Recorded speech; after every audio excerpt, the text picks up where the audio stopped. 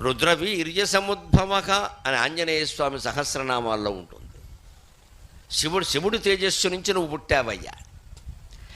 ఒక కళ శంభుని విడిచి ఉర్విని చేరును రామనామమై ఇష్టదేవం అనేటువంటి కావ్యంలో ఆంజనేయ స్వామి మీదనే రచించిన పద్యం ఇది. ఒక కళ, అద్భుతమైన దైవ కళ ఈశ్వరుణ్ణి విడిచిపెట్టి భూమి మీదకి వచ్చింది. అదే రామనామం రూపంలో వచ్చింది. అదే ఆంజనేయుడు. శివుడి కంఠంలో విషం ఉంటుంది కదా, ఆ విషం ఏమైంది? మరి శివుడు కిందికి వస్తే విషం కూడా కిందికి రావాలిగా.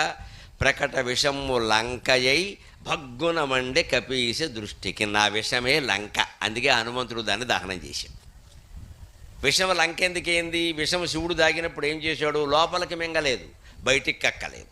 ఎందుకంటే శివుడు సర్వాంతర్యామి, భగవంతుడు సర్వాంతర్యామి. ఆయనకి లోపల లోకాలు ఉన్నాయి, బయట లోకాలు ఉన్నాయి. నిజానికి లోపలికి మింగితే లోపల లోకాలు దగ్ధమైపోతాయి, బయటికి మింగితే బయటికి